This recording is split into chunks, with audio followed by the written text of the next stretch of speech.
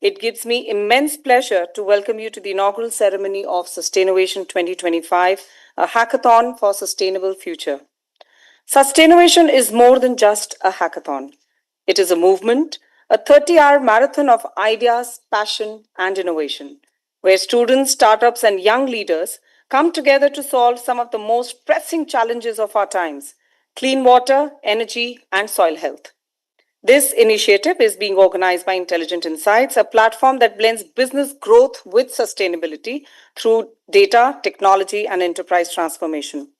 We are extremely thankful to our knowledge partner, Amity University, Uttar Pradesh, Noida, for not only hosting us today in this vibrant campus, but also for their unwavering commitment to nurturing innovation, research, and sustainability. Amity has always been at the forefront of creating platforms that encourage young minds to think boldly, act responsibly, and drive solutions that benefit both society and the environment. Their partnership and gracious hospitality provide the perfect foundation for Sustainnovation to thrive. Sustainnovation is powered by Development Alternatives, India's pioneering social enterprise that has been championing green technologies, sustainable livelihoods, and community led development over 4 decades. Our radio partner, Radio City, has been instrumental in amplifying the message of sustainability and innovation to a wider audience, ensuring that the spirit of sustainability reaches far and beyond this auditorium. Our energy partner, GAIL India Limited, a leader in clean energy and sustainable development, has been a constant force in driving India's energy transition. Their support underscores the vital role of sustainable energy in shaping a greener future. Together, with the guidance of our knowledge partner, Amity University, Uttar Pradesh, Noida, and the support of these partners, Sustainnovation truly stands as a collective movement for change. And now, to commence this auspicious occasion, I invite our esteemed dignitaries on stage for the lighting of the lamp and the invocation of Ma Saraswati, the goddess of wisdom and learning. May her blessings guide us towards knowledge and innovation. I request everyone to please rise for Saraswati Vandana. VC ma'am, Dr. Sanan, we request you to please join us on stage along with all the other dignitaries.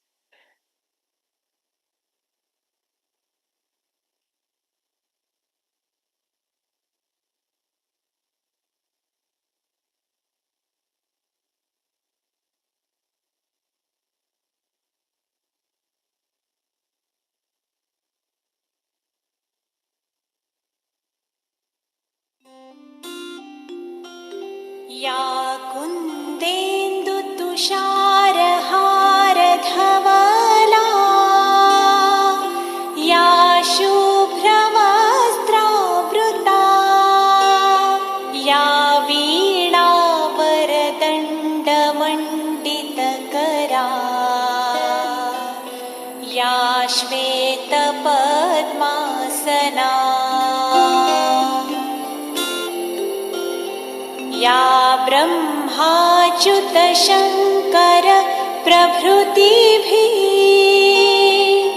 देवैः सदा वन्दिता सा मां पातु सरस्वती भगवती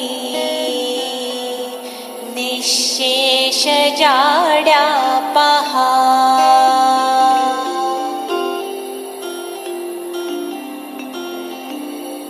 शुक्लां ब्रह्मविचारसारपरमाम् आद्यां जगद्व्यापिनीं वीणापुस्तकधारिणीमभयदां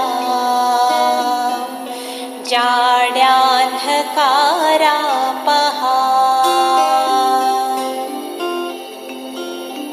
हस्ते स्फाटिकमालिकां विदधतीं पद्मासने संस्थिता वन्दे तां परमेश्वरीं भगवतीं बुद्धिप्रदां Sharda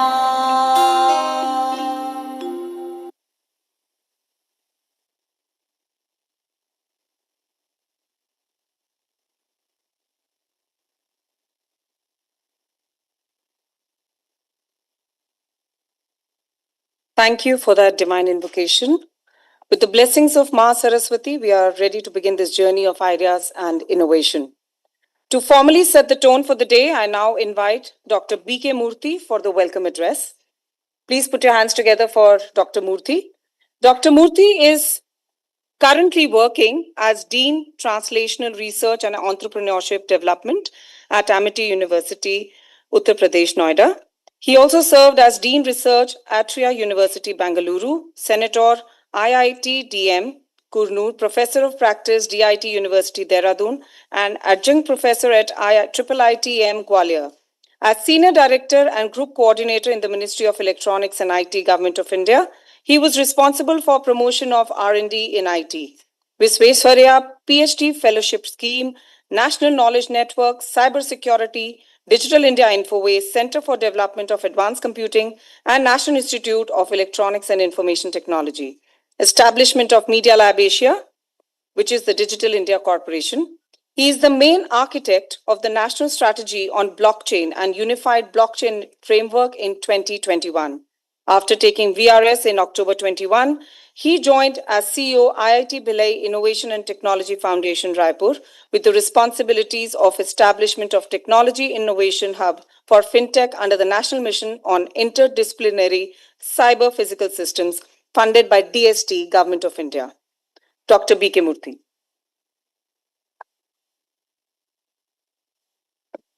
Thank you, Monica. Most respected Honorable Founder President, sir. Respected Honorable Vice Chancellor, sir. And respected VC Madam and Dr. Bandopajay ji and Dr. Sanan and all the faculty members from Amity, and most importantly, all the participants for the Sustain Innovation of Sustainable Solutions for Environmental Sciences. Very good morning to all of you, and welcome to this unique opportunity of the hackathon for finding out sustainable, innovative solutions for the environment in the three tracks, namely energy, water, and soil. So the three tracks symbolizes the Panchabhutas of Sanskrit, what we call, and energy symbolizes for the space and the energy that Agni and the wind power, and soil represents the earth, and water represents the water that we are consuming for our lives. So these are important activity for any human being to sustain or any animal to sustain in this earth, planet Earth.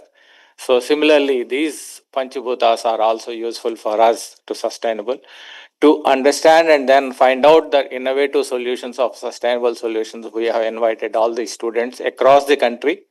There are 30 teams which are there and 104 participants which are there, and there are plus 4 key organizers, Miss Monica and Dr. Renu Dupar and Dr. Garima Agarwal and Vishal Verma. These are the 4 people. Put together 108 team members are there. And for the last 6 months, these people have, from the conceptual to bringing out this is the unique. Normally, hackathons were started a decade ago by Jerry Saab of the current AICT Vice President and in this country. And it is for mostly computer science and IT solutions. And because the IT solutions have to be found out within just 24 hours, overnight continuous is there. And slowly hackathon has migrated to other areas as well. This is the one. And this 30 teams, they will work continuously for 30 hours. And they will find out the solution for that. And tomorrow by evening, they will be here. All the participants, please note, these 30 hours is very important. And why I said that 104 teams plus 4 organizers, key organizers, becomes 108. 108 is very significant number in our Hindu mythology. The mala bead that we use, beads mala that we use for chanting for any meditation, have 108 beads in that. And this 30 hours, coincidentally, 30 hours is nothing but 108,000 seconds. So for you guys, participants, each second is important. If you want to become a winner, each second is very important for you. These 30 hours continuously you need to work, barring for nature calls if you are there, that is there. But my experience is that if such solutions need to be found out, wherever you are, you need to, your mind keep on thinking about the solution, then only you will get. Nowhere in the universe, no innovation has been planned, well planned. Those are all accidental. So if you want to find out an innovative solution, you need to find out that accidental time. It could be anywhere, maybe in the washroom also, maybe while you are eating your food. Anytime it will happen. So that spur of the moment, that idea you need to identify and then nurture it further. These 30 hours is very important for you. And 108 signifies this number for us. And coincidentally, today is the 3rd of September 2025. 9 plus 3 into 9, 12 into 9 is 108 again. So 108 is very, very important. And today is also auspicious day, Ekadashi, and very important. And please put all your effort for this. Already there are 700 teams. Out of this, 104 teams have been selected, 104 candidates have been selected by rigorous screening by various mentors and jury people. So with that, 104 teams, and if you want to become a winner out of that, you need to put, every second is very important for you. From today afternoon onwards, continuously you put your effort and find out the solution and then come out as a winning spirit with this. Thank you very much for giving this. All the best for the participants. A big round of applause. And we are slightly delayed because some of the participants coming from all over the country, all these 104 participants, so they need some time. And more importantly, all the participants have to be here within this room and next room only for the next 30 hours. So that is where we try to give you all most of the comfort zones here and try to work out here. You be a free spacing within this room and then next room only. You can't go outside. And complete your solution by tomorrow evening 6 o'clock. 30 hours is the time for you and 108,000 seconds. So that is the time that for all of you. Take care. Thank you very much. All the best. Thank you, Dr. Murthy. That was truly motivational. And guess it's now sealed that today is an auspicious day and Sustainnovation begins on an auspicious note.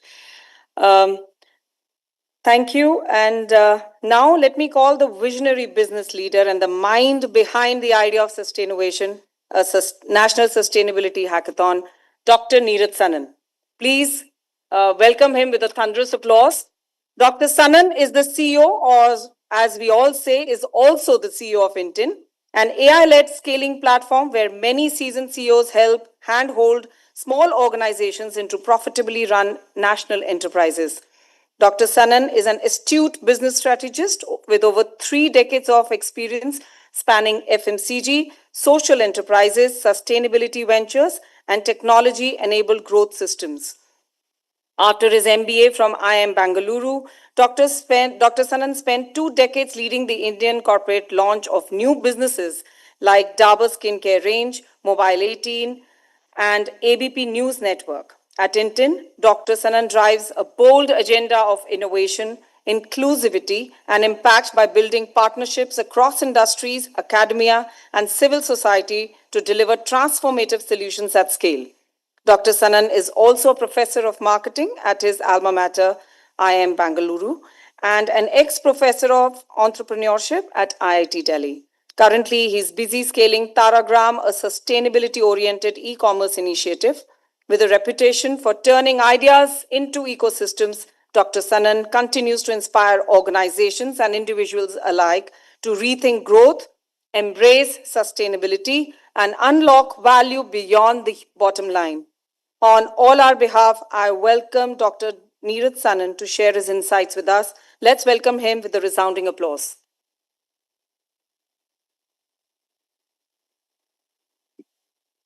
Good morning, everyone. Honorable Minister Shri Bhupendra Yadav ji, Honorable Vice Chancellor, MIT University, Professor Shri Balwinder Shukla ji, Sustainnovation finalists, congratulations to be here, eminent panelists, jurists, investors, eminent environmentalist and chairman development alternatives, Dr. Ashok Khosla, the entire organizing team of Hinton, Amity University, Radio City, and dear students. Thank you for giving me the pleasure of welcoming you. Welcome to the finale of the first National Sustainable Hackathon, SUSTAINNOVATION.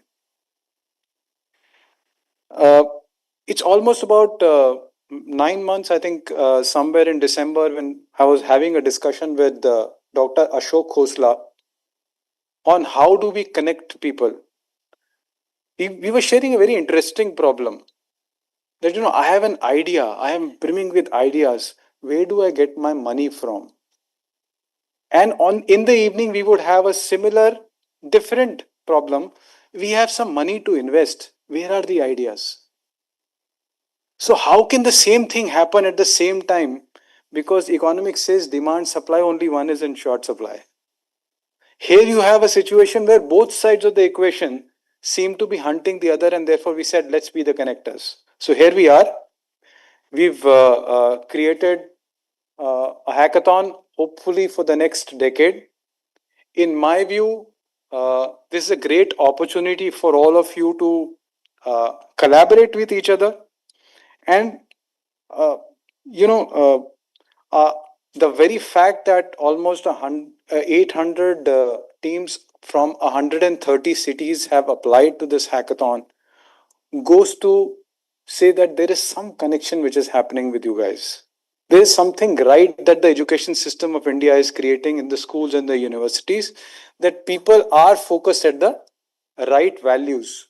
Because finally, being good, doing the right thing, being sustainable, doing a sustainable living is a value. And that to me is the first message that I would like you to carry. If you remember on what I said, I have two messages to give you. So the first message that I want to give you is be good. Just like that. For no reason, no logic. Because being good is the right thing to do. Okay? It is a coincidence that when I was a school going child, I would, my mother would take me to all these, satsangs and all these parts. I used to detest it, But looking back, that's where I've captured the values and the ethos of what is right and what is wrong. Because our education system teaches us skills, does not teach us the ability to tell the right from the wrong. And the right from the wrong comes from philosophers. Some says it comes from conscious. Some say, oh, what is the collective good for the society? There are various definitions. Okay? But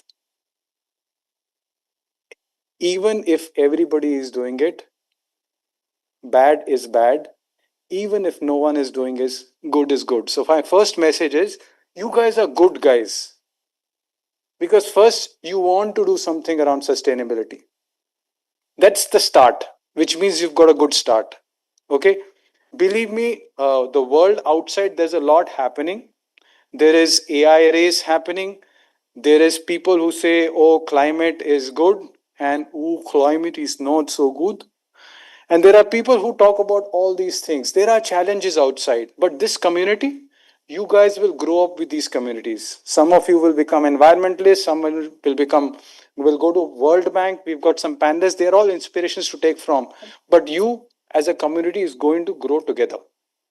Okay, so take this as an opportunity to collaborate more and compete less, because that is also being good. So my first message is, please be good for no reason. There is a second message I'd like you to take. And that second message is, being good is not enough. Being good is a start. Okay? Because when we are trying to create an organization, say an MIT university, okay, just being good professor is not enough. The people who are coming in, the students who are coming in, say, for a university, have to see value in it. And you have to provide the best value in the world. Because unless somebody experiences it, they cannot say whether being good is good enough or not.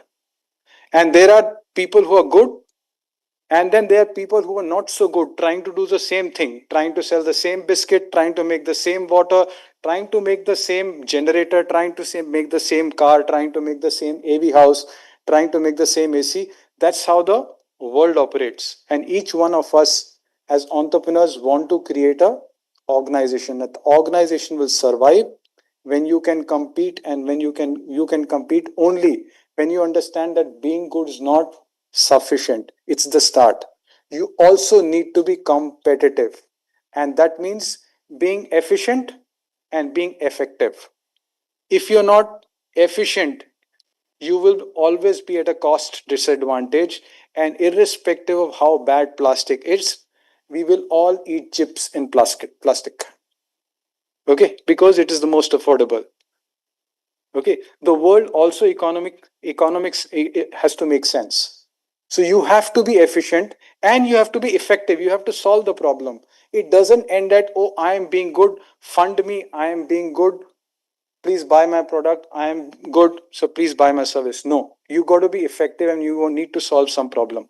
So those are my two small messages from the panel. As you are trying to build your own respective startups, whether in water or in soil or in energy, whichever track you may be doing, all the best to all the finalists. You're here. Please try and build collaborations which will last the next 5 decades. Go back to your universities and encourage all the other students to come back next year, because you've been here and MET has been a great host. My compliments to all of you who are here. Congratulations, and may the best team win. Thank you. Thank you, Dr. Sanan. Indeed, pearls of wisdom, and I hope you all participants can gain from it. Ladies and gentlemen, let me now introduce a guiding light for Amity's academic and professional journeys, Professor D.K. Bandopadhyay, Chief Advisor, FPO, and Chairman of Amity Law School. Professor Bandopadhyay's unwavering dedication to education, mentorship, and academic excellence has left an indelible mark on the Amity Institute of Environmental Sciences and the larger Amity family. Over the years, he has nurtured countless students and young professionals, instilling in them the values of integrity, innovation, and the courage to pursue transformative ideas. His profound expertise, combined with a visionary approach to problem solving, has not only shaped the academic pursuits of many, but has also inspired a culture of holistic learning and social responsibility. As a mentor, he bridges the gap between knowledge and practice, encouraging students to think creatively, act ethically, and contribute meaningfully to the society. Today, his presence adds immense value to SUSTAINNOVATION 2025 as he shares his insights, guidance, and encouragement with our young innovators. Ladies and gentlemen, please join me in welcoming Professor D.K. Bandopadhyay to the stage with a warm round of applause. So thank you very much for the beautiful introduction that you have made it. Of course, it is a little bit exaggerations, but certainly, dear students, you have come from all over the country. All credit goes to INTIN. With the help and guidance from Amity University, my officials, my Vice Chancellor, Dr. Murthy, Renu Dhupar, and Garima and Rachita. So these are the people who are actually working behind the scene to make it to happen, interfacing with INTIN and appreciating the efforts that they have undertaken in terms of bringing these young boys and girls. They say that catch them young boys and girls to a common platform to discuss, to deliberate, to collaborate, and to create something new which is going to be useful to the society. Now, on behalf of Amity Universe, on behalf of our Honorable Founder President, Dr. Ashok K. Chauhan, who has created this universe single-handedly, great innovator. Single man cannot think of creating 12 universities in the country, most of the states. Look at the infrastructure that he has created. This infrastructure is not the building. Infrastructure is in terms of intellectual capabilities. Infrastructure, intellectual capability, and certainly the values and ethics. He says, you cannot be more successful. My previous speaker, the way he was speaking, Dr. Nirajji, that you cannot be successful, you cannot be efficient, you cannot be effective if your value systems are not strong enough. So inculcation of the value system is the hallmark of this Amity group. My chancellor, again, believes in that the future of the nation is dependent on our youth. And these youths must be nurtured. That's the reason he is known as a man who believes in belongingness, a man who believes that every education institution must be student-centric. These two gentlemen has given such a beautiful infrastructure, beautiful universities, you can go there and you can see the way the achievement has been made by this university within a small span of 20 years. It was established in 2005, now 25. The people, my contemporaries, they all ask, me being the 3 times Vice Chancellor, me being the Director of Indian Institute of Forest Management, I could see the difference that he has created. And which government universities dare to do that. His visions is in terms of different types of research innovations was much ahead of time. NEP, what you see today, it was his brainchild. Today, in 2020, it became as a national policy. Some of the things which he already started in this university, much ahead of time. And this was only possible due to the strong implementation by our Honorable Vice Chancellor, Dr. Balvinder Shukla. She works relentlessly. She gives emphasis on innovations in everything. Innovations is not only in terms of products and goods, innovation in terms of the academic processes, innovations in terms of academic implementations, encouraging and creating the position like translatory research, what Dr. Murthy is heading that. You create, innovate, patent, then translate it to the industry. And that's a success story. That leads to the success story. And the lady behind all those things, she encourages incubation center, she encourages startups, she encourages young mind to meet, creating the platform of, making the young mind to meet. Such is the university. So when you are here, if you find time, go around the campus, have a look, and just see what a great university has been created by these 3 persons whom I named. And we are all there in terms of extending our hands of supports to actualize the vision. Now coming back to your case. Now we all know that. I do not know whether all of you are from the environmental sciences or not. I do not know which disciplines you belong to.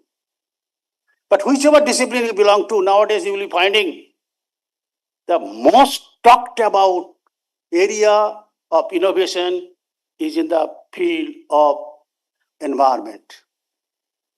And all related issues regarding environment. So all our laboratories are also busy in terms of understanding the environment and its impact that it has been creating to the mankind, to the human being. We all know, Dr. Murthy was mentioning about it, we are all know that there are only 5 things which makes our universe. Khiti, Op, Tej, Marut, Bum. Khiti means soil, Op means water, Tej means sun, Marut means air,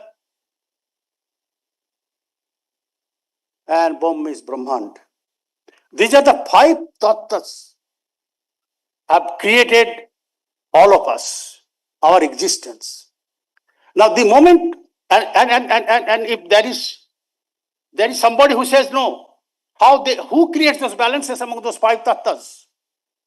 Then our belief comes to some person, some human being, some God, unseparate person with full of strength and energy who is creating the balances. Hypothetical, but it is there.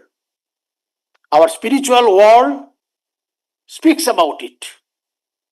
Our Indian philosophy speaks about it.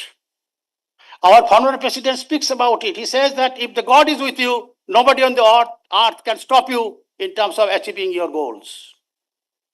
Nobody on the earth can stop you. So his blessings are very important. And that's the reason my previous speaker was also telling, try to be good. If you are good, your road map will become clear. Now this tattvas, this balance, how to do it?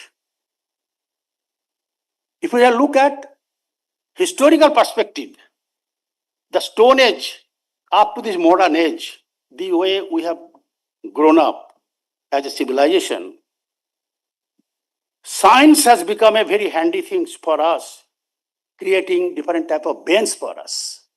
Now it has also created boon and bends. It has also created lots of damages to us. Boon for us and also bane for us. Now, one side it is giving us lots of comforts, lots of things which makes our life to become easy, to make life comfortable, but that is also made us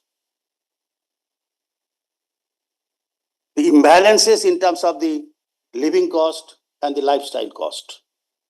Lifestyle cost has become so much today, and there is no limit about it. And that's the reason Gandhiji told once that Mother Earth can take care of them who can control their greeds. But greeds above the requirement creates a problem for the Mother Earth. Having said so, now the most 3 important thing, the way the idea, the theme has been chosen: soil, water, and energy. That means Op, Tej, and Marut. 3 tattvas they've been chosen, and they're the core in terms of creating the balances. Now, you as a young mind, you as a young brain, must start believing that days have come where we need to cooperate and compete. Only collaboration will not lead, and there has to be competitive spirit in terms of innovations, because you never find such type of ecosystem that has been created by the government of India, Startup India, then Digital India, Viksit Bharat. If we just look at everything which really demands lots of innovations in every area, every field, 5 pillars of our Viksit Bharat also demands the citizen must be empowered. How do you empower the citizen? It demands innovations. That just by make the citizen empowered, does not lead us anywhere. So the responsibility is going to lie upon you for taking care of the Mother Earth. Sustainability was in our Indian tradition. But those Indian traditions, due to the influences of other places, have been totally broken. Once it is broken, the reality is today different. We have to accept the reality. And if we accept the reality, then we have to find out a solution how to really take care of the reality. They say that if at all there is going to be a world war, it is going to be for water. Such is the feeling among all the world leaders of today. So water has becoming a scarce commodity. Then how do you take care of the water in terms of its conservation, in terms of its usability, in terms of its contents, because water contains many types of minerals and vitamins. How do you really now? Science has given us the RO system. That look at the way RO system has damaged the water quality. Now, what should we do? What should be the natural way of creating some innovations in terms of preserving water? And this responsibility is lying to be to those who are in the track of water.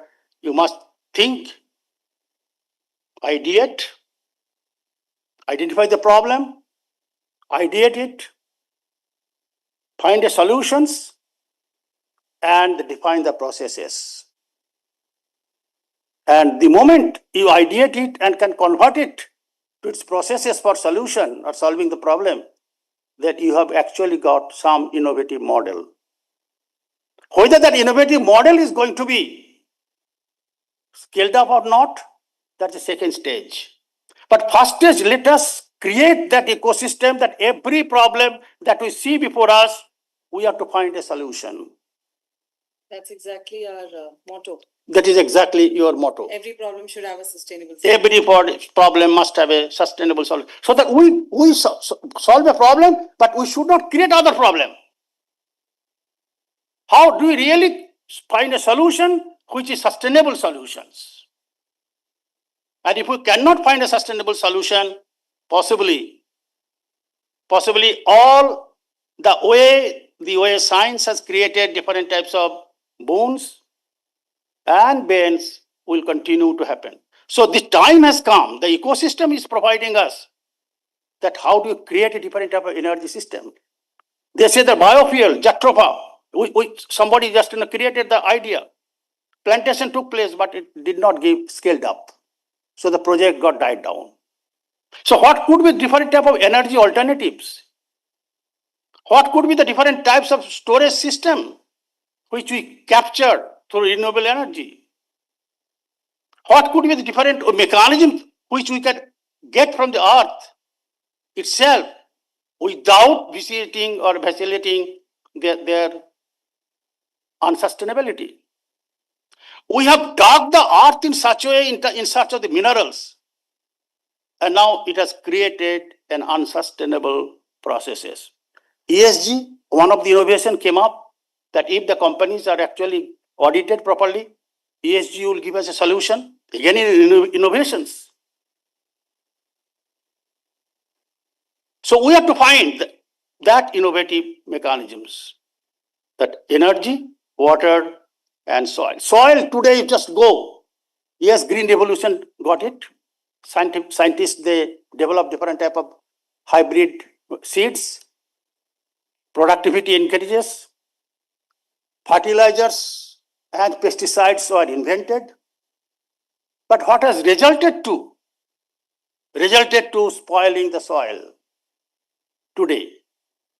Now, what could be the right type of solution that, we get the product, but we do not spoil anything, rather my product become a sustainable product. This type of theme must be brought in your mind, and with this 30 hours, 108 number, the way Murthyji has counted for you is going to be very important. Winning or losing is not important. But most important thing is that what is that ideations you are making it? What is the processes you are developing? 30 hours continuously you will be working in a team. Present that your outcome before the juries. Julie finding out that yes, your thought processes, your innovative mind, your innovative ideas are worth consideration. So welcoming you once again to this Amity University, run by your Vice Chancellor as a Chief Executive and creating different type of new innovations within the system itself. And Environment Science Department of Amity University is creating, whether it is bioremediation mechanisms in terms of research innovations, whether it is dyeing, removal of the dye. So there are hundreds of such type of thought processes are in place as a research projects in our Environment Science Department. And that's the reason why the proposal came from you. And Vice Chancellor ma'am very rightly identified Dr. Murthy being a translator research man, and Renu Dupar. Please go ahead and encourage and create a platform. So if at all, if at least 8 or 10 new ideas crop up, itself will be the success of this hackathon. So I wish you all the best and enjoy. Never become stressed. Enjoy, stay, have a nice day. 30 hours is going to be a long time. We have made arrangement over here. If you want to take some rest, there will be possibility of taking some rest. And again, come back with the new ideas, new thinking, and create some new innovations. I wish all the best. Thank you, Dr. Bandyopadhyay. We resonate all that you said. And please do visit the campus, but surely after the hackathon tomorrow. Now, we're deeply honored today to have with us Professor Dr. Balwinder Shukla, the Vice Chancellor of Amity University, Uttar Pradesh, Noida. Professor Shukla's visionary leadership has been a guiding force in advancing AUUP's mission of academic excellence, research, innovation, and societal impact. Her unwavering commitment to education, sustainability, and innovation has empowered countless students, faculty, and researchers to dream big and work towards meaningful solutions for real-world challenges. Under her stewardship, Amity University has become a fertile ground for nurturing talent, fostering creativity, and promoting cutting-edge research in diverse fields, including environmental sciences, renewable energy, and sustainable development. Her dedication extends beyond academics, and she inspires a culture where innovation meets responsibility, preparing students to become global citizens capable of addressing pressing societal environmental issues. Today, as we gather for SUSTAINNOVATION 2025, Professor Shukla's presence is particularly significant. This hackathon, focusing on clean water, energy, and soil, aligns perfectly with the vision of empowering youth to contribute actively to Viksit Bharat at 2047 by designing solutions that are sustainable, scalable, and impactful. It is with great pleasure that I invite Professor Dr. Balwinder Shukla to the stage to share her thoughts, insights, and encouragement with us. Ladies and gentlemen, please join me in giving a warm, enthusiastic, and a heartful round of applause to Professor Dr. Balwinder Shukla. Thanks, Monica.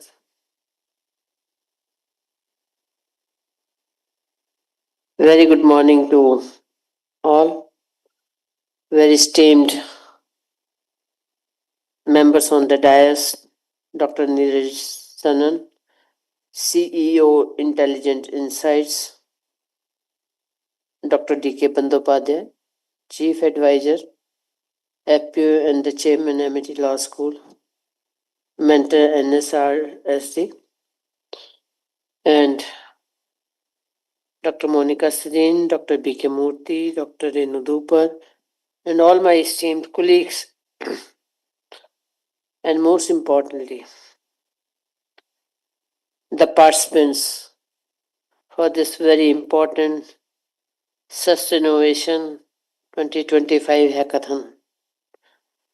First of all, I, on behalf of Honorable Founder President, Honorable Chancellor, Additional Provices, Deans and Head of Institution, I extend very warm welcome to Dr. Neeraj Sanan, CEO of Intelligent Insights, all the guest participants for this very important hackathon at Amity University. It's truly a privilege for Amity to be the partner for it and host it. As we all know that sustainability stands at the core of our collective future. The world today faces critical challenges ranging from the depletion of the natural resources to the adverse impact of the climate change. And we have been seeing that for last almost for 4 weeks how the rains are having that devastated impact across the country and also in the various parts of the world. And what we are seeing in the northern India, the Himalayas, and especially Himachal, Uttarakhand, even the J&K, what we witnessed in the past is worse than those scenarios, and it has because of the man-made natural disasters. And somewhere it is not the changes were made because of the need, but many changes which happened on the mountains were the human greed also. Today we are facing the challenge like clean water scarcity, energy insecurity, and soil degradation, which are very big issues and directly affect the health of our people, the productivity of our agriculture, and the balance of our ecosystem. Unless addressed with vision and urgency, these challenges will compromise both economic growth and human well being. In India, the vision of Viksit Bharat 2047, which highlights the need for development that is not only rapid but also sustainable and inclusive. How do we ensure that? And this hackathon, which has been envisioned by the organizers, is for very this purpose, and the youth of the nation, the startups and entrepreneurs, innovators of the nation, can bring those solutions which are very much needed. And I'm sure that this hackathon will surely contribute to this national goal for empowering young innovators to design the practical and the impactful solutions during the next 30 hours. And there's tough tasks, big challenge, but I have full confidence in the youth of this nation. They will come with the flying colors. Amity University, together with the Intelligent Insights, INTIN, and Development Alternatives, is hosting this Sustainability Hackathon, SUSTAINNOVATION 2025, taking place from today till 5th of September. And I would like to express our heartfelt thanks and gratitude to our Honorable Founder President Dr. Ashok K. Chauhan for providing us with this platform, Amity, and for his visionary leadership, and our very dynamic Chancellor Dr. Atul Chauhan for his commitment to innovation and excellence that have been the guiding force, and where he always emphasized the each Amitian will be a success story and they will bring the changes through their innovative ideas and solutions which are very much needed for the economic development of this nation as well as to make this world a better place to live. The hackathon has been designed as a convergence of the bright young minds, industry mentors, and academic experts who together will explore the practical solution to real world sustainability challenges by blending creativity, technology, and social responsibility. We aim to create a space where impactful ideas can take shape and contribute meaningfully to India's development journey. And Dr. Murthy, right at the beginning, when during his welcome address, as he said that this hackathon is structured around the three vital themes: clean water, energy, and soil, which are extremely important in today's scenario for the future sustainability. And therefore, the clean water themes calls for the solution to ensure safe, accessible, and sustainable water management, addressing issues of pollution, scarcity, and the efficient usage. And that's the way the teams will be working and competing with each other and coming with the solution.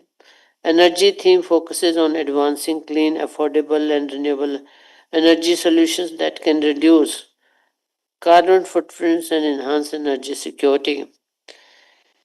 The soil, the theme emphasizes healthy ecosystem, land restoration, and the sustainable agriculture practices, acknowledging the soil is the foundation for both food security and the biodiversity. And these all the three themes when we look at, and these are also the core to the Viksit Bharat vision of 2047. So I'm sure that this year's sustainability hackathon, which has been envisioned by the organizing team, is going to has brought together the remarkable pool of 104 participants from various premier institutions from across the country.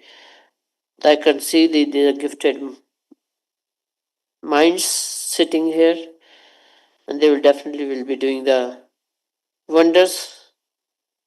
And this hackathon has been carefully designed to unfold over 3 days, ensuring both learning and innovation. And day one is dedicated to the orientation, knowledge sharing sessions, and theme briefings. And day two and day three, and finally on day three, we will be receiving the final solutions from all of you. The hackathon is more than a competition. You all should remember it is a movement towards shaping the solution that can serve communities and contribute to the Viksit Bharat. So, therefore, all the participants, while looking at the every challenger uh, and coming with the solution, they have to think it's not their participating just some competition, rather, they are building the solutions for the future, for the Viksit Bharat. By working on water, energy, and soil, the young innovators are directly addressing the building block of life and sustainable development. And I congratulate the organizing team and both from both the organizations. I know the way they have worked. And this morning when I was entering to the building, so I said, how much time it's going to take? Because I just reached on time. And Renu very politely said, ma'am, another few minutes because the participants are just entering. I can understand that, but one thing I just want to mention to the participants, time is the sense. Once the lost the time, you can never get back. Therefore, the punctuality in life is extremely important. It was a competition at campus. You as a student or innovator came late for the inauguration, but think of many people who had other engagements and they waited for you. I tell you, life in life, time doesn't wait for anybody. And you have to make best use of the time available to you. So the first and foremost thing, if you want to be successful in life, learn to be on time. Be punctual. And that is the first attribute of any successful person in life. Because if you reach on late. Those are the very rare, exceptional cases.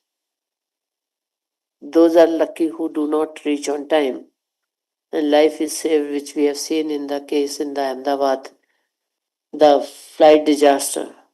But if you, otherwise, normally, if you miss the train or miss the flight or miss the timing of something important in life, examination, lost means lost.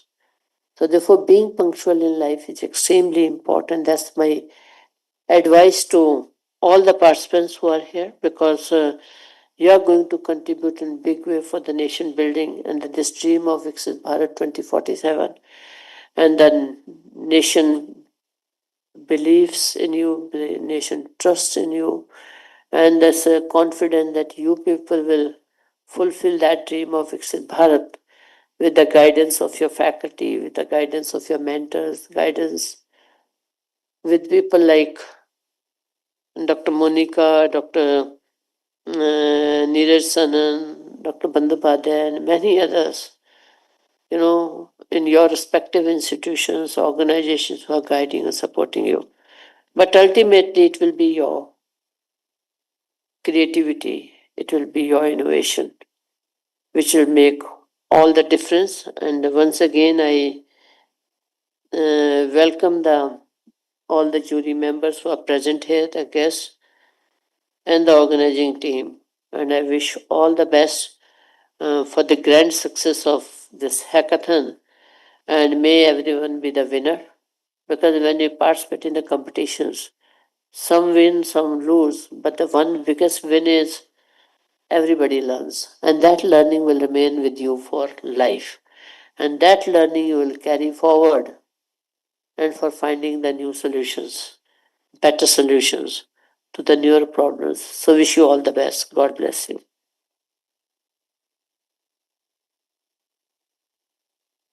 Thank you, Dr. Shukla. Completely agree with what you said. To all the participants, time flies, but please remember you're the pilot. So please be punctual.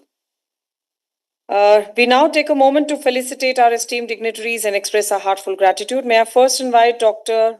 Balvinder Shukla, Honorable Vice Chancellor, Amity University, Uttar Pradesh, to kindly felicitate Dr. Neeraj Sanan, CEO, Intelligent Insights.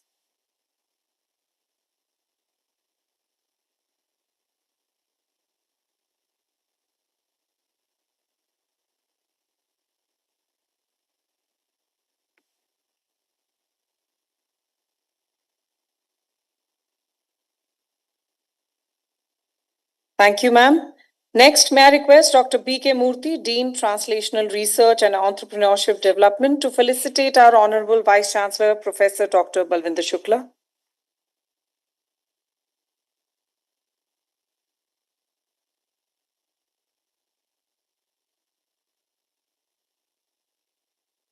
Thank you, sir. And now may I invite Ms. Renu Dhupar to kindly felicitate Professor Dr. K. Bandyopadhyay, Chief Advisor, FPO and Mentor, Amity University, Uttar Pradesh, Noida.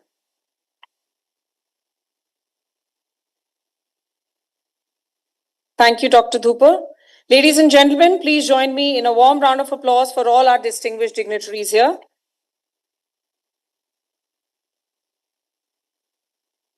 Thank you. And with that, we formally conclude the inaugural ceremony of SUSTAINNOVATION 2025. Thank you.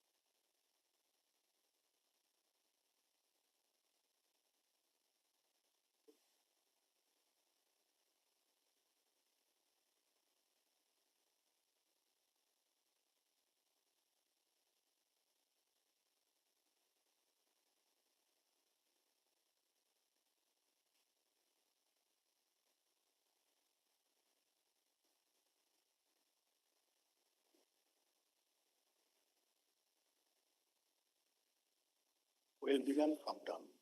Thank you, sir.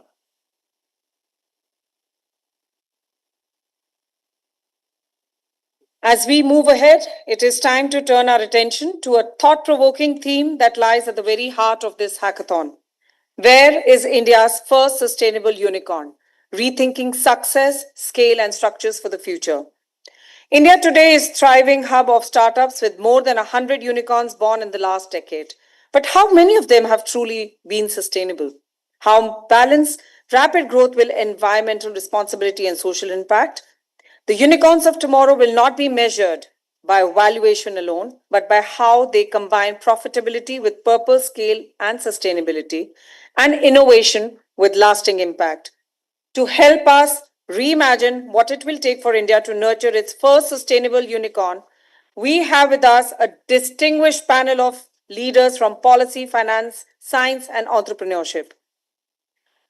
And to guide this discussion as moderator is someone you've already heard from earlier today, Dr. Neeraj Sanan, who gave us the welcome address. He now returns as the role of moderator to steer this important conversation.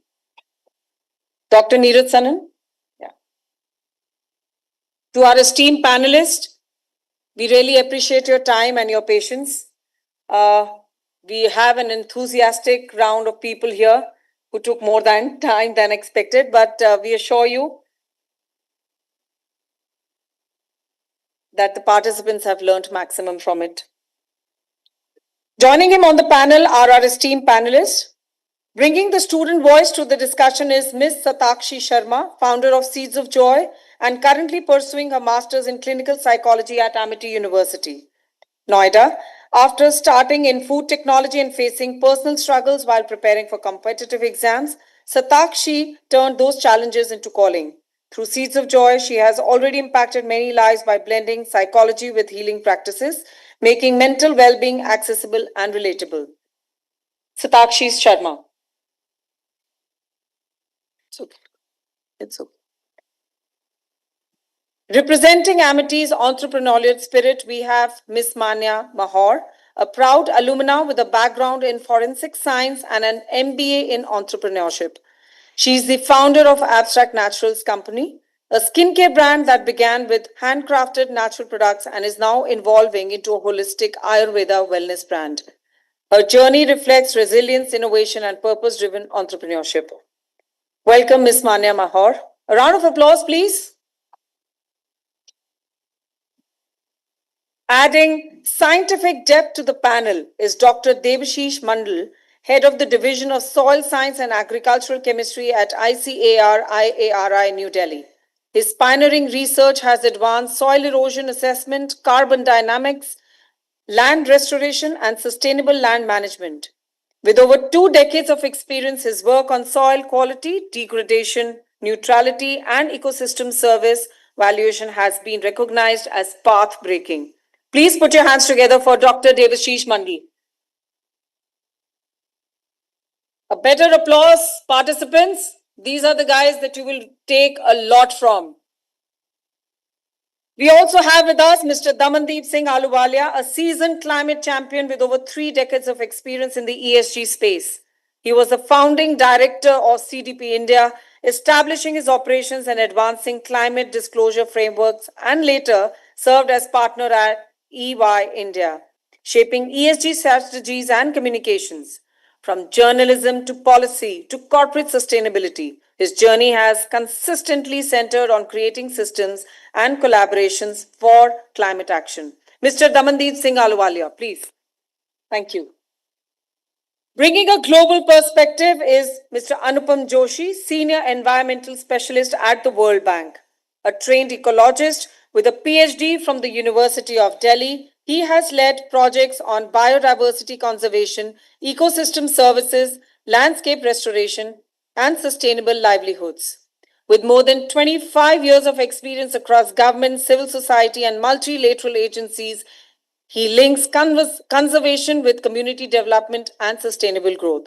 Mr. Anupam Joshi, thanks for joining us, please.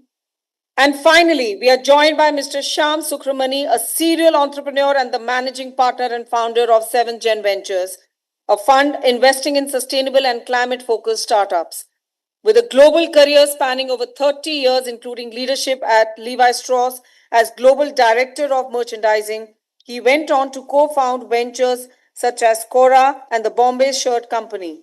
Today, through 7 Gen Ventures, he mentors and funds climate tech startups, channeling his entrepreneurial expertise to build scalable businesses with lasting impact. Please welcome him with a huge round of applause, please. With such a distinguished panel before us, we look forward to an engaging conversation on what it will take for India to create its very first sustainable unicorn. I now hand over the proceedings to our moderator, Dr. Neeraj Sanan. Thank you. Thank you, Monica ji. And welcome to the panelists. This today early afternoon is a strange panel where the heroes are actually the audience and we are the ones who are really talking to you. But think of us as the theater artists who are probably trying to contribute to you. Okay, I always believe that if there is a value a person or an organization is adding to anybody, there has to be somebody who's willing to pay for it. If there is nobody willing to pay for the product or the solution that you're creating, then there was never a solution or there was never a problem. Okay.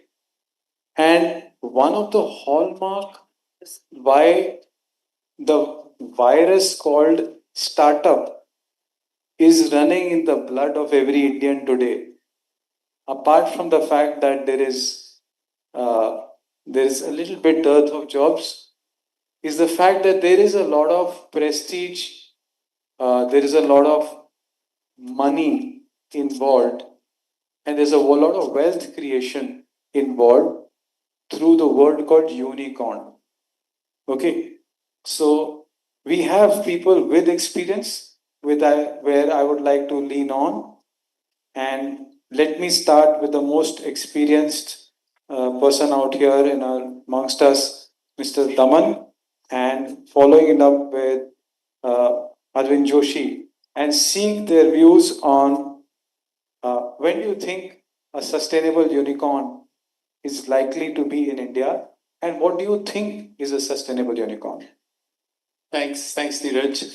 I'm probably not the best person to answer this, but I'll quickly try and address this issue. Is essentially, I don't believe in unicorns because they're mythical characters. Okay, and since we're talking about sustainability, and I actually personally do not like the phrase hackathon, because it comes from hacking and it's a sort of a technical term and people pounding away on a keyboard and so on. And I guess if you're talking about sustainability, it should probably be a sustainathon, wherein we come up with ideas and so on. And you know, and as we can probably learn from the natural systems, and I would like us to think about a flock of birds called starling. If you've seen starlings, they fly, and these are a flock of birds that fly in a formation, and it can be really beautiful, it can be geometric and so on, but it has a purpose. It helps them in gathering food more efficiently. It also serves as a defense mechanism against larger birds of prey that can attack them. It's a smallish bird, and so they fly in a formation that looks like a big V or a big wing, or sometimes an M, or different formations, and that sort of keeps the birds of prey away. So it's essentially what we're talking about is collective action. And coming from your first principles that you mentioned, empathy, to work together. And if we can work together and work jointly, that would be a win in itself and would lead a long way. And the whole idea of a hackathon, 30 hours of sprint, and it reminds me, everybody was talking about 30 hours. It reminds me of Shah Rukh Khan's Chak De India speech of 70 minutes. This is not the 70 minutes of your life. It will not change it. It might give you a certain thing, but what you will learn and build together is something to learn and take lessons from, and probably a lot of y'all can build upon it in the future. That's my 2 minutes. Thank you. So, Mr. Joshi, taking on from a little bit of a tricky word called hackathon and a tricky word called unicorn, what in your experience is the aspiration that an Indian should have from a sustainable unicorn? One unicorn or thousand of, as Daman puts it, starlings? Thank you. Congratulations to all those who are here. I would also like to begin by addressing the first thing you asked, Mr. Damandeep, about where is this unicorn? And I hope it is somewhere out here and would emerge sooner than we hope. You rightly use the word tricky. It is tricky, one unicorn versus several, but I think there is a space for both. For example, right now we're hearing Ether Mobility, which is producing electric scooters, is perhaps being valued at $1 billion, emerging as the first unicorn in this space. But then there are many other, Carbon Zero India initiative, Carbon Craft, Pool. They are working in different sectors. They're trying to make an impact. And my view is that whether it is one unicorn or thousands, it is the impact that we have to look at. I'm yet to come across a startup which is advertising or creating awareness in saying what impact they have already brought on the ground. Most startups or unicorns are being assessed at the revenue level, at the capital they have or the turnover they are creating. But who's talking about the impact? And there are some very innovative startups out there, ranging from the healthcare sector to cleaning of drains by using robotics. We need to start focusing on impact. Tell us the impact stories, and I'm sure Money Trail will follow. So I think both are needed, and there is adequate space for such innovations. Thank you. Yeah. Thanks, Anupam. On that note, let me naturally come to the next point from Mr. Sham. And Sham, I need two helps from you. First of all, I want all the students out here to know that he's an investor. So that should be a wake up call for the ones who are still sleeping. Okay. There are predictive, I also predictive analytics. Okay. So one of the ways you can spot a sleepy student is when the laptop is on. It's open. When it's shut, that means they're listening to us. So Sham, Joshi says that there are beyond Ether we can expect more unicorns. So from a perspective of a person who invests, what do you think differentiates a sustainable unicorn from a unicorn? Is there a dimension called sustainable unicorn, or it's just like any other birdie? And do you think that a company which is aspiring to be a sustainable unicorn should be valued or should be measured in terms of valuation the conventional way? Well, I think it's important to understand first, what is a unicorn, right? While it is a mythical character, okay, in its usage from an investment and in the startup community, a unicorn is a company that has a certain value, okay? Now that value is typically $1 billion. Do you know what $1 billion is? In today's terms, about 8,800 crores, right? So that's the value of that company. Now, the value of a company is assigned basis a certain revenue that it generates, maybe a certain profitability, and a few other metrics, okay, in terms of its potential to capture a new market or an existing market. So, a unicorn's revenue is about 100 crores to 500 crores. Okay, generally speaking, when it enters into the unicorn space, right? So for you, the focus from a sustainability standpoint is, can I build a business of 100 crores? Let's start with that. Okay, that's the first step. Don't even think what the value of that business is. Okay, your starting step is, can I build a business worth 100 crores? Your next stage would be, can I take it to 400, 500 crores? Okay, but you will ask me, I'm a student today, so how can I first think of building a business? Okay, so the hat that you need to wear is an entrepreneurial hat. You have to build something from the ground up. Only then you will ever build a unicorn. If you can think of building a business which can give 100 crores of revenue, you are on the way to building a unicorn. Okay, potentially. Now, what will separate you? Neeraj asked this question right in the beginning. Is it good or is good enough? Right? It's not good enough to just generate a 100 crore business. Okay? To build a unicorn, you need to attract a lot of capital. It takes, in the Indian context, it takes about 1200 crore rupees to make one unicorn. So 1200 crores of investment will go into your company, okay, to make one unicorn.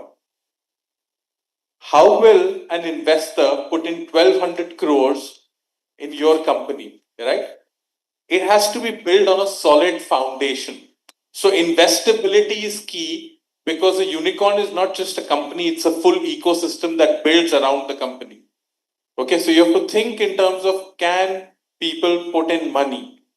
And the only way that an investor will put in money is if you are focused on innovation in a crazy ass manner.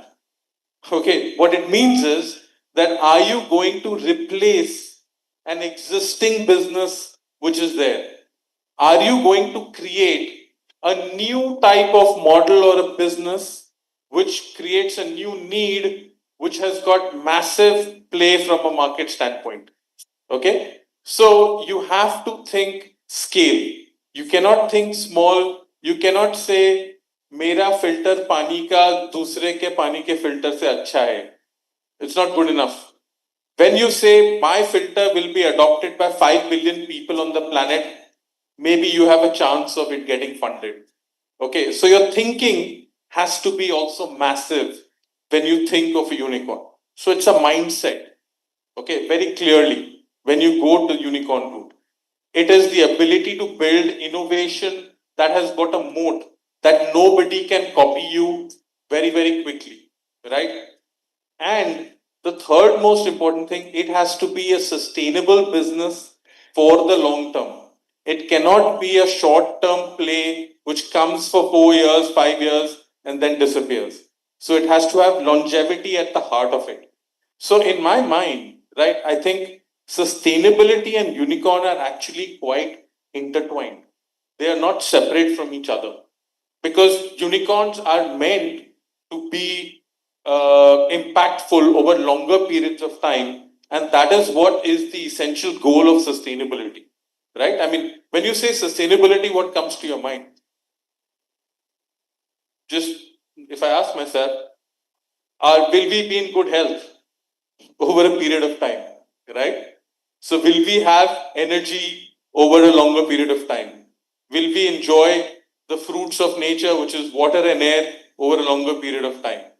Okay, this is what sustainability is.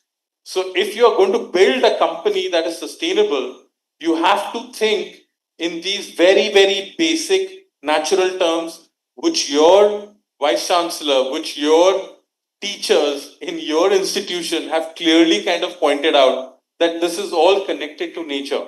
So, nature is long term. There is no short term solution to building a unicorn, right? Yeah. Thanks. So, Mr. Mandal, over to you. And I want you to just circle back 30 years or 20 years, since you are very young, younger than I am. You started your career and you've been a research scientist. You've been innovating over the years. You have you've had several achievements. The way you have been doing research and innovating, and the environment that you currently see, these people, young innovators trying to create something, in some way, these are research scientists. Well, not sure scientists, but research definitely.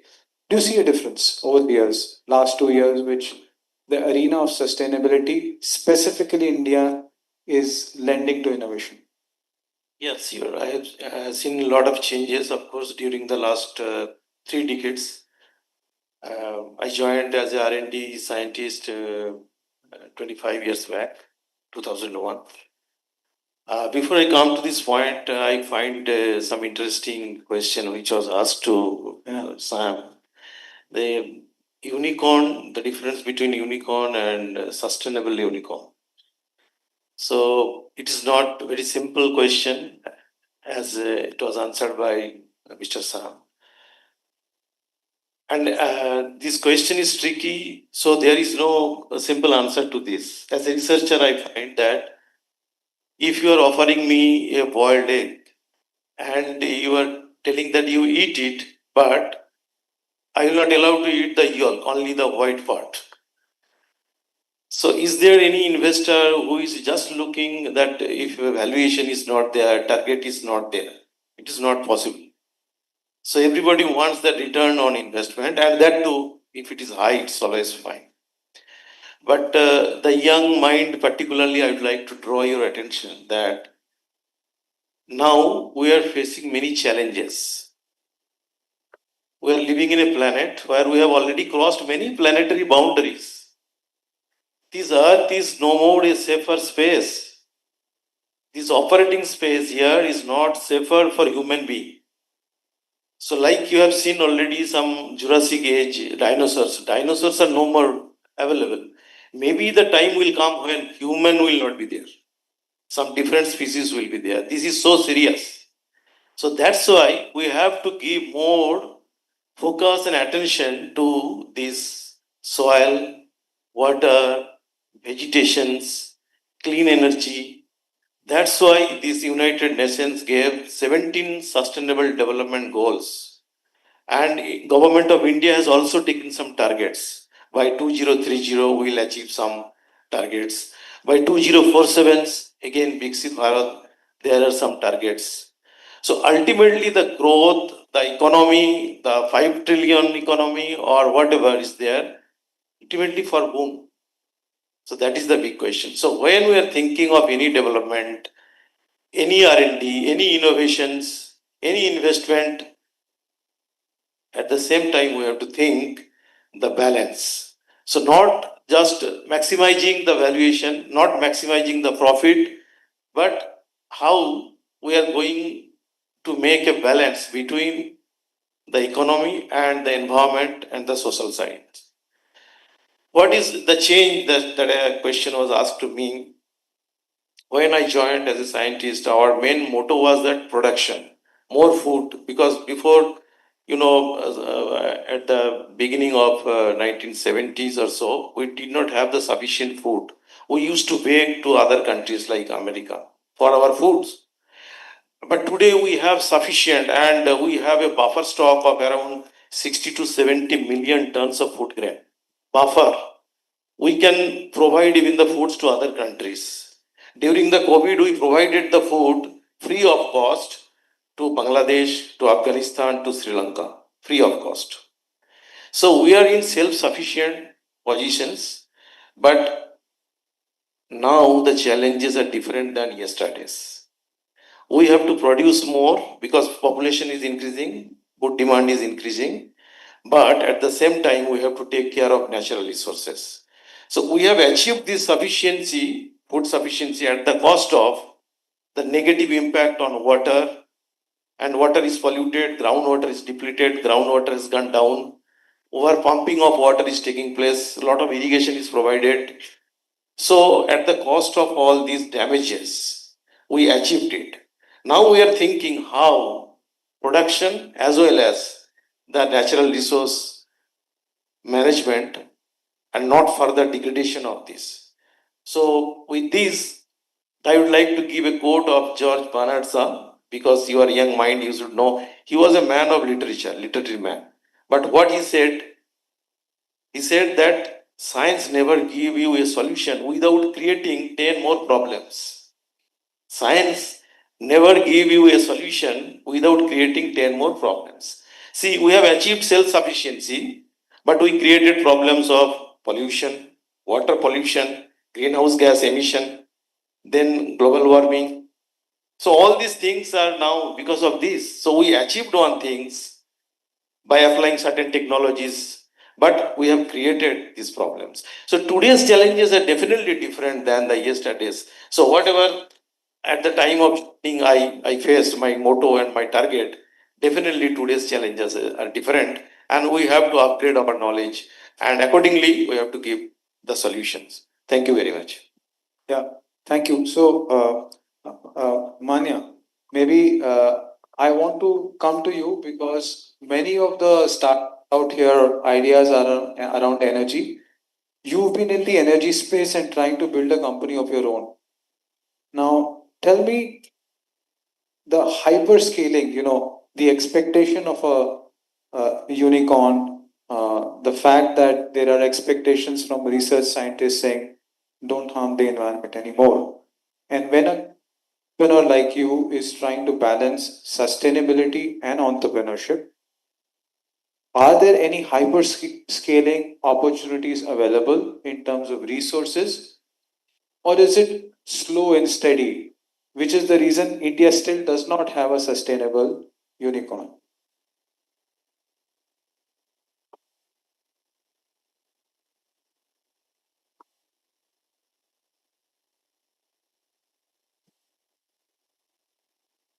Okay. Thank you so much, sir, for the question. I honestly feel that, coming from a entrepreneurship background, we do face certain challenges and challenges specifically on sourcing of raw material. I come from an skincare industry, and when we talk about sustainability, creating a product that is sustainable, practically it is not possible. And I always feel that, a book always have a two side. All right, sometimes we talk about we have fund issues. Sometimes we talk about the formulation is not apt, it is not adjustable as per the environmental standards. Sometimes we talk about, the packaging is way too fancy, the packaging is way too minimal. When we go on to minimal packaging, audience or my clients will ask for the fact that, it's way too basic. Probably we are not going to use it. So from entrepreneurs, I would say that it is very difficult, and it is actually difficult to make sure that the product is sustainable. And I always say that when you want to make a unicorn, you have two options: either work on valuation or work on value. If you are going to work on values, unfortunately, your valuation is not going to be way too much. It is going to take a lot of time, lots of efforts, and obviously, investors like Shamji here, so who can help us out. And yeah, that's it. Yeah, thanks, Manya. So let me just come back to Anupam. And Anupam, you just heard an entrepreneur talking about the challenges. You've, from a World Bank perspective, my sense is you've got a slightly wider lens on from different countries. Some of these entrepreneurs are still probably at an idea stage, have not built their companies. So, two counsels from you. One is from a student perspective. When I'm starting to set up my company, are there ownership structures? A cooperative or a co-joint or a public-private partnership that I can conceive at the time of starting my company, which will enable me to have an impact, or will enable me to, let's say, climb the obstacles faster. I won't be able to comment that what is the best suited structure for starting something up. But I certainly believe that if you are thinking of an idea to set up a startup, imagining to become a unicorn at some stage, you should consider the concept of co-creation, whether it is a cooperative or a company or some else, corporate structure. Co-creation would mean that you have the right skills in your team. That I think is a very, very important aspect. And since you also asked me, and my co-panelist Manya shared about the challenges they face in sustainable sourcing, integrate ESG right from the beginning. What we are seeing from a bank perspective, I'm saying this, what we are seeing is that there are struggles. We have businesses, we have commercial activities going on for years, and now they're trying to retrofit the ESG requirements into their business, which is capital intensive sometimes. But if you integrate it from the design stage, as you set up your company, as you set up your startup, not only it will be cost effective, but it will be profitable to you. ITC has proven this, the triple bottom line that they very famously say. They are a water positive company. They are a carbon positive company. We are also doing this, looking at this at the country level. Bhutan, for example, is a carbon positive country. It sequesters more carbon than it emits. So if you go with these principles in the beginning, it will be profitable. And remember, what we conserve today is going to fuel the economic growth of tomorrow. Thank you. Yeah. So, Sham, before I come to India's youth, if we have an alternate ownership structure, say a cooperative or a joint ownership, does that take away the attractiveness for an investor to invest money in that company? I think, if you look at it from an investor's lens standpoint, what is very critical is that the investor needs to be able to realize the returns on the investment. And what happens is that an aspect of that realization is a surety that the money will come back. Okay, now, surety is not whether the venture will be successful or not. If the venture is successful, right, then the money should come back. And hence, what is the vehicle of compliance that makes sure that the money comes back, right?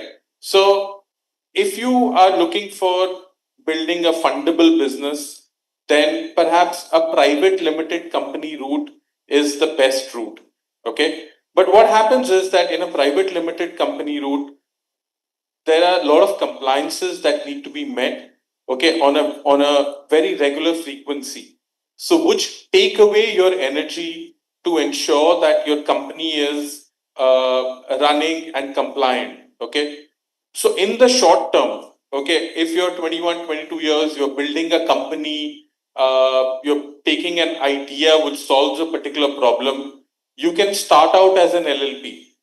Okay, there is no reason why in 3-4 years' time, once you've stuck around building what you're building, you can switch to a private limited company at a point in time down the road. Okay, so be nimble, as you were told, make use of your time effectively. Start with an LLP, it's not a problem. If it doesn't work, you can always shut it down. It's very easy to shut down an LLP. It's very difficult to shut down a private limited company. Okay, so you have to think of that aspect as well. Okay. Thank you, Sham. Let me now pick on Satakshi, who's currently a student of MET and also in the process of building a startup. So first, Satakshi, purely as a context setting, have you raised money? Yes, from my father. Okay. They actually called, there's a term for it. It's called 3F, friends, family, and fools. They're the first ones to go who will fund you. But that's family. So, coming back, you heard unicorns, you heard people telling you, what should be the organization structure. What's your organization structure? Is it a private limited company, ownership? It's a private limited company right now. Private limited company. So you plan to raise money?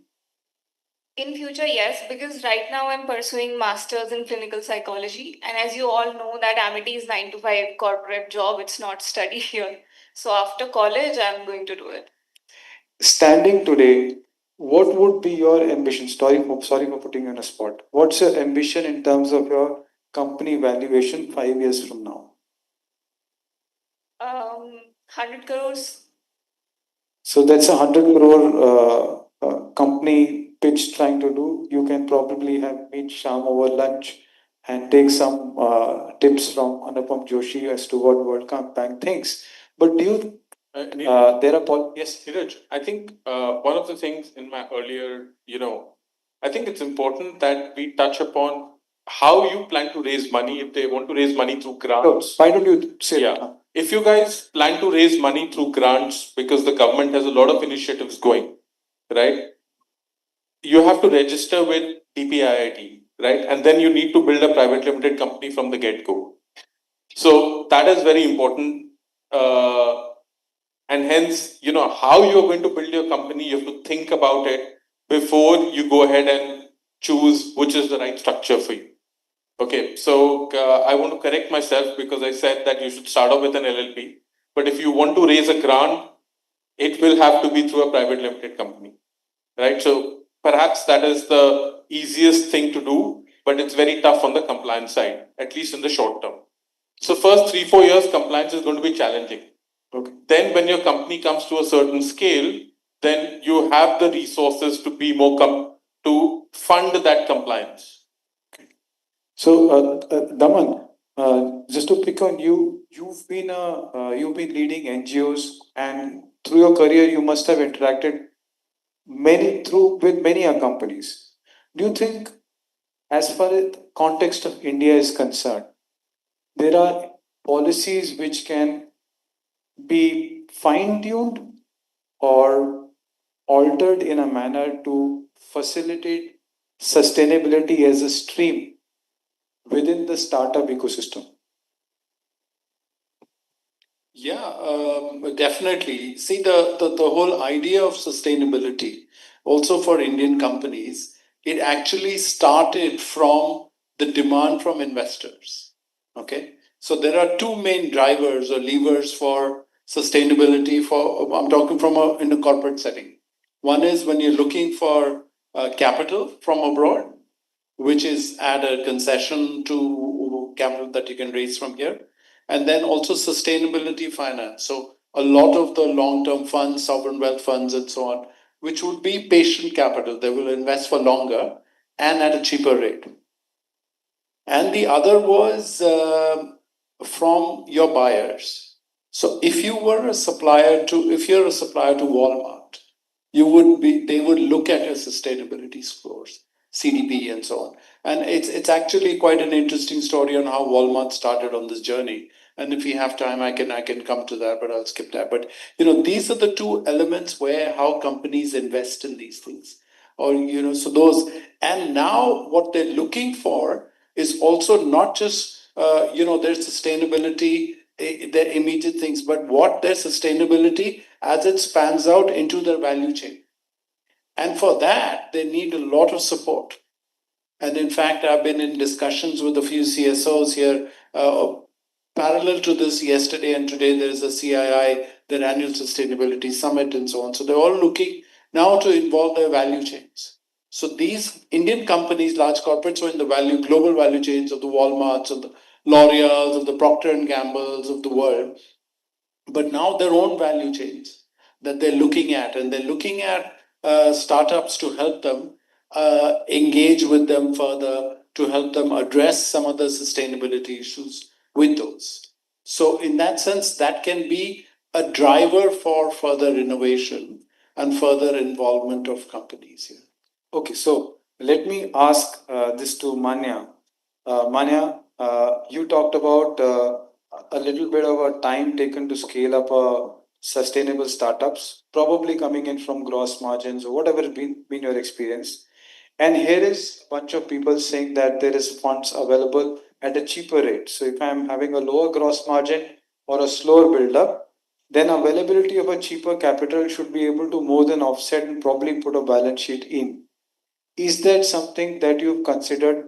Small question being, have you raised money? Sir, though I never raise money, it's always funded by my father, and that was 5,000 rupees. That's what he gave me, and he said, okay, that's your money. Go ahead and start up your venture. But keeping everything aside, when I started my business, there was this thing started by SETI, wherein all the startup, whosoever are registered, they can, register under SETI, and then they can get few perks. But unfortunately, I never got those. And somewhere or the other, I am not very much sure about the government entities. I'm so sorry to say that right now on the stage, but it works really slow. And for me, if I'm talking about scalability of a brand, when I see there is a potential in a product, when I see the supply is there, the demand is there, but when we lack on one thing, which is funds, so I think the everything, आप किसी भी चीज का एक छोटा सा essence लोगे वो सारा का सारा जीरो हो जाएगा so I strongly feel that if I am going through the grant process. It is a lengthy process. It is useful. My brother did that. He took grants and that was useful for him. But for me, when I started it, it was not. So for me, that's the only answer that I have to offer. Mr. Mandal, have you been, whatever research you've done over the past 3.5 decades, what percentage of it would be coming in from grants and government's fund? And has your research ever been funded by a private entity? The last 3.5, whatever you've done till now. So far, it's nil from private organizations, nil. So there is a PP model, public-private partnerships, but in our system, I have not received, and my institute has not received any fund from the privates. But recently, there is some development under CSR, so corporate social responsibilities. We have received some lump sum fund of around, you can say, 100 crores. I am from IARI, Indian Agricultural Research Institute. So we are happy to say that now private, these organizations are also funding for our research activities. So this is recently I have received in my organizations. But maybe that our R&D activities are more focusing on the challenges where the interest from the privates, I don't know where it was not there, but hardly. I think this is the right time that we are thinking in that business of sustainability, where many private organizations are also thinking about carbon buildup, then environmental managements, then clean water, all these things, and footprint of the products. So they are really looking to the organizations like CSIR and IITs. A lot of direct investment is there from the privates, but ICR as a whole, it was not there, but recently it has started. Okay. So let me ask one question from two sides of the coin. First going to Sham and then coming to Satakshi, sitting on either side of the panel. Sham, if you were 21 today and sitting out there in the chair somewhere, by the way, Sham has been a serial entrepreneur. He's had successful exits. He's sold off his jeans company. He's made some money in property and now he's an investor. Having said that, if the clock were to turn around and you become 21 today, in which sector would you bank on within the sustainability space and try and build a startup, your startup in? Why? Well, I would definitely start by looking at the energy space. Okay, to me, that is, one of the largest spaces in terms of the number of problems that exist, and also there is available capital pools to fund, startups in the energy space. So that would be my first choice, right? Also, I think I look at it from a leadership standpoint. So today, India lags the energy race, if I'm going to call that, massively. Okay, while you might hear a lot of good things about solar, okay, and India being one of the largest solar kind of energy producers, but the sad thing is that almost 90% of all the solar work which is installed is imported, is not homegrown. So the homegrown indigenous work in energy is at a really low level. Okay. Also, I see massive opportunity because of the ability to build patents in the energy space, right? So, as a young student who is going to become an entrepreneur, you have to think of your intellectual property that you're going to build. Is it a patentable idea that can go global? It also gives you the opportunity to lead the world where you already have two large players in the world like China and the US already far ahead of where we are, right? So I think I would pick energy as the space, if I'm going to build my own startup in the future. Thank you. Now, Satakshi, the question is now to you. Shyam had earlier mentioned, and as we all assume, that 1200 crores is spent to be invested to create one unicorn in India. Now, you are 65 and you have 1200 crores to invest. Energy as an area is not available. Okay. Which sector would you like to invest that money in? Okay, very nice question. Energy is already taken, but when we hear this term energy, we only think about solar energy, wind energy, energy coming from the coal sector, right? Or the LPGs, the biodiesel and all. But do we also think about the human energy? No, we don't. So I'm a clinical psychologist. I am going to invest my money at the age of 65 in the sector of psychology because I want to conserve the human energy. We all are talking about sustainability, innovation, but are we talking about conservation? Conservation of our mind, our pranic shakti that is leading this innovation in the world, that is giving us this power to think differently so that we can serve the future generations. We are talking about prosperity, we are talking about economy, but are we talking about people, those who are sitting behind these laptops? So, my sector will be energy, the human energy. Thank you. Daman, you've heard 2 points. And now, if we were to make you the coach and the decision maker to the investor and the investee, would you like to suggest to them alternate means of raising money other than private equity? Because there is somebody who's trying to build a startup and investor says, I want 1200 crores to be invested in a unicorn. There are energy sufficient, there are psychologists, but you say, oh, private equity is not the only way to make money, to raise money. There are other means. And would you like to suggest something to the audience here? Because these are students trying to create the startups. Mike. Sorry. So there are different pools of money, and there are different, as I mentioned, there are now, there is the sustainability linked bonds, there are green bonds, there are sovereign wealth funds, there are different pools of startups. I would not recommend, as you know, the government pools and so on, because they come with a lot of conditions that hamper innovation. But you know, the idea is that what I would like us to think about, that this is the time where the risk is so enormous in terms of sustainability that people have to go out of their comfort zones and think about the risk, and to see and to step out and to really take this bold step and to come up with something.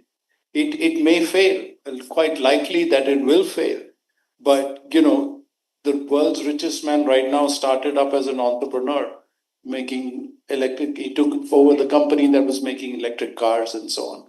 And then, I mean, now the things look topsy and turvy in terms of world investments, and things will go up and down.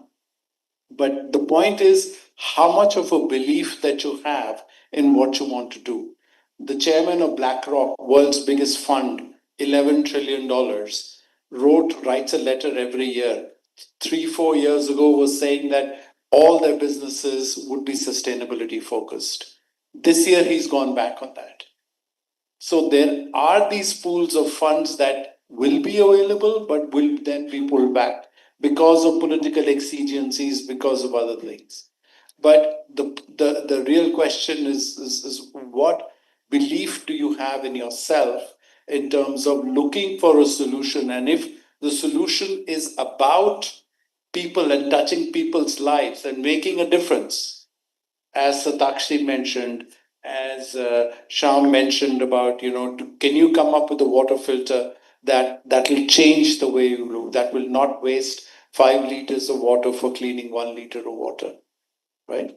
That, can you come up with this? And we are at a stage in development of the world wherein we have crossed all boundaries, as was mentioned.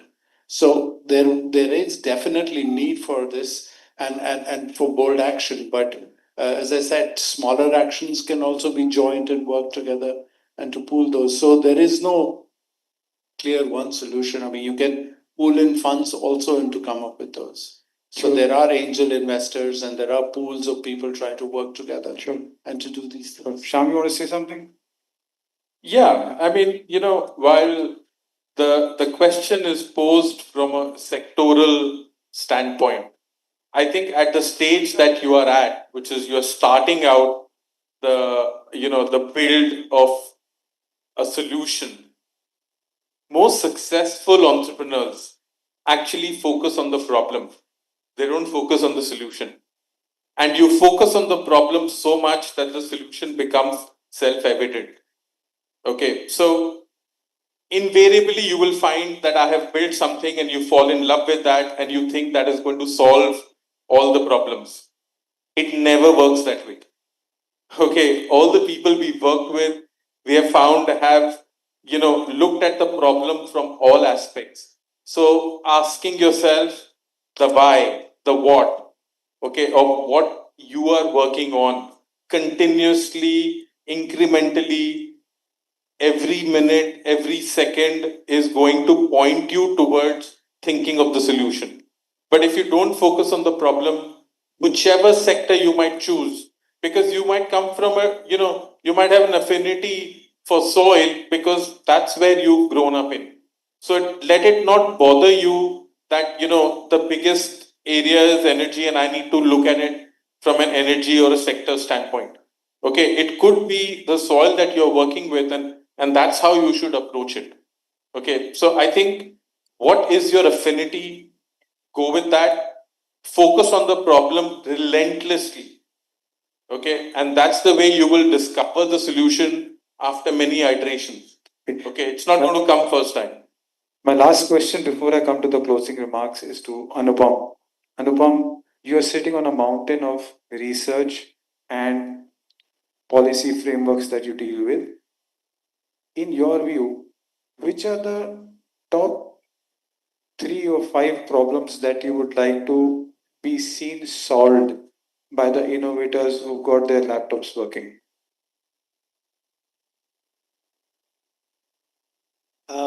I would say there are,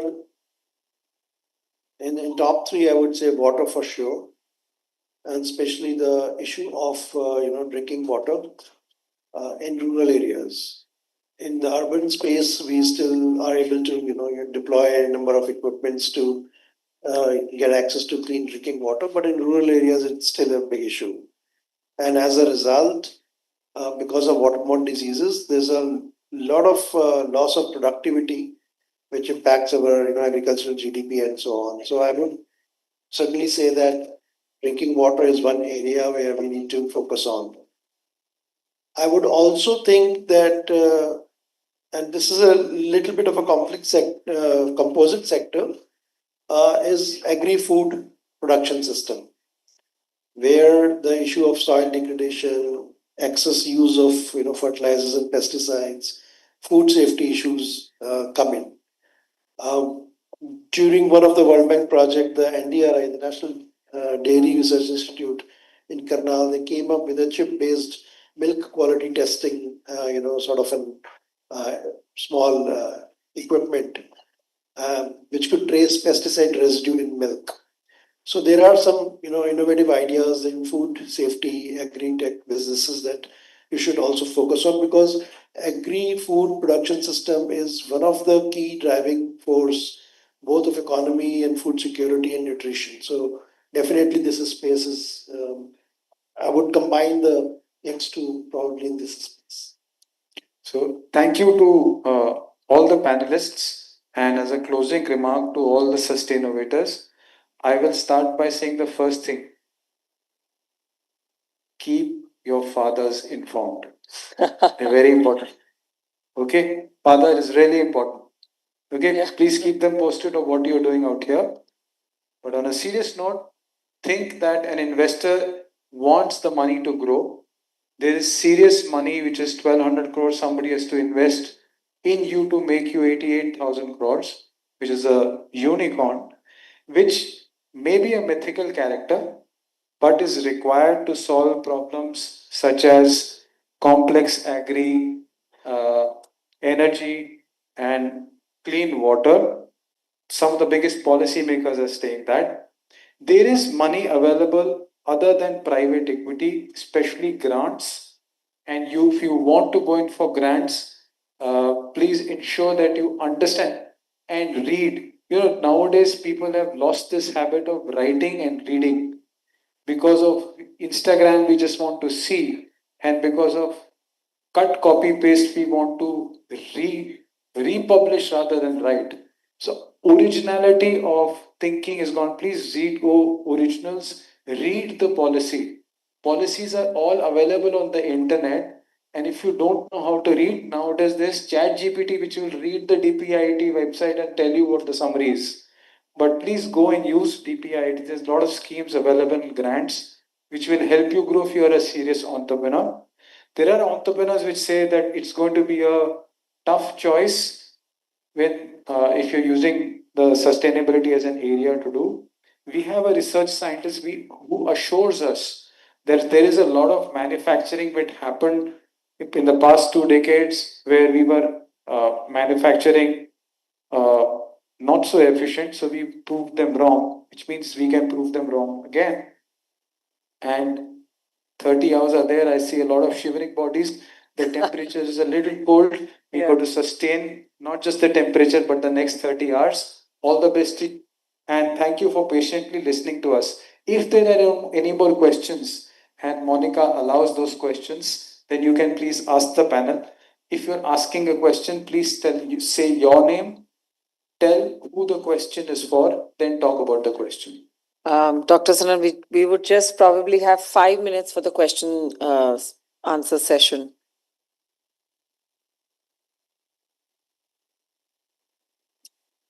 I think it was quite an enriching session, and they are just trying to absorb whatever they could. Cool, thanks. Yeah. Thank you, thank you everyone. And thank you once again to all our panelists. I would now request Dr. Rachna and Ms. Monica Kuba to please come on stage to felicitate our panelists.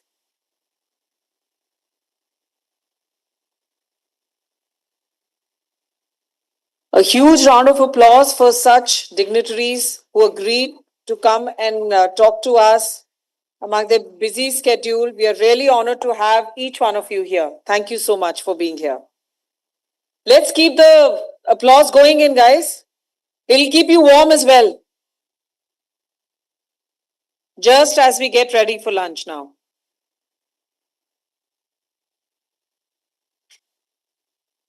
Don't stop.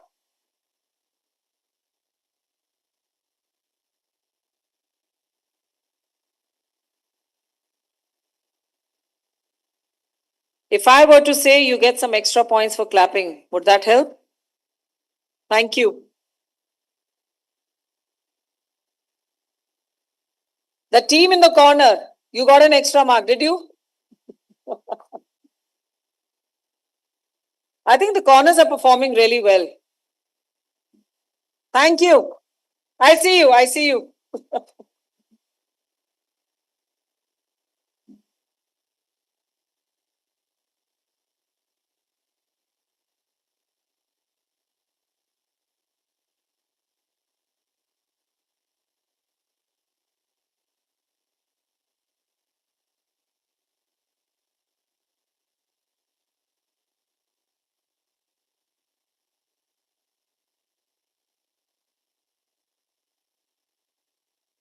Thank you once again, our panelists, for a very inspiring conversation. Thank you so much for being here. It was a pleasure indeed.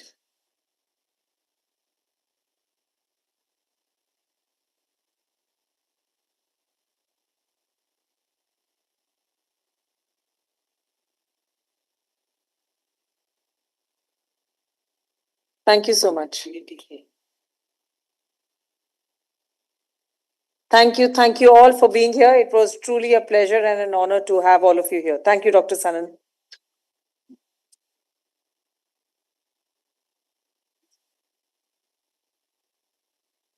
Monica, can you please guide the panelists? Yeah. And now we move to the next phase of SUSTAINNOVATION 2025. Please do refer to your schedule. Due to paucity of times, the mentor sessions will be done on the go while the hackathon is on. You may address your queries to your respective mentors, which would be assigned to you. And now we will proceed for lunch, which is outside in the foyer for all the participants. And before we move on, a quick reminder to all the participants, the next 30 hours are yours. So please dream boldly, build fearlessly, and show that sustainability and success can indeed go hand in hand. We wish you all the very best. All of us win here. Thank you. Thank you. Thank you. Thank you. Thank you.